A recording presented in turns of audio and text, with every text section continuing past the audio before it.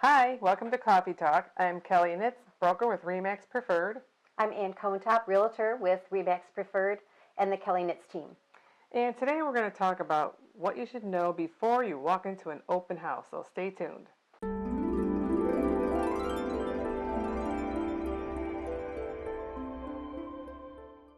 If you're working with the buyer's agent, here are some things to think about if you're going through an open house. And one of them is that sometimes the buyer feels like they're bothering their agent if they call them to look at a property and decide just to go through the open house without bothering their agent. Well, it's our job to take you through the house, and you'd have a private showing and a better viewing if you just had a private showing with the agent.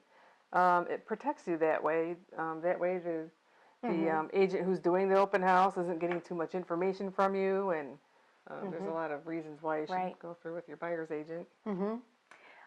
Many times, if you do go through an open house, try to keep your emotions at bay as you can weaken your negotiating position. Try not to say things like, oh, I think our couch will fit here, and oh, our dining room table will fit just perfect here, because that just kind of lets the listing agent know that you're very interested, and it weakens your position.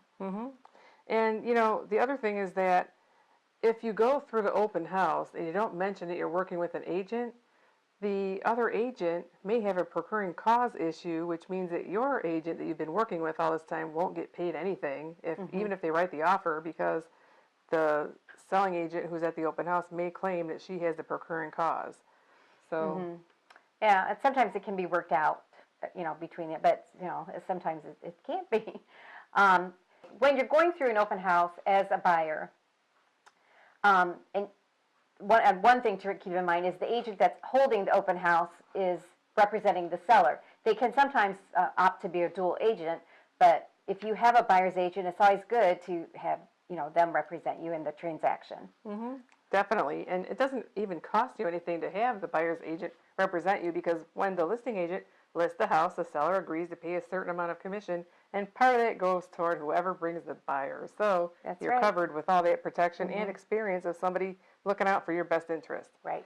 So thank you for watching. Ann and I are both professional property stagers. If you'd like to list your house or are thinking about it, we can come on out and give you an idea of what you need to do to get your house ready. And you can call or text us at 419-779-6229.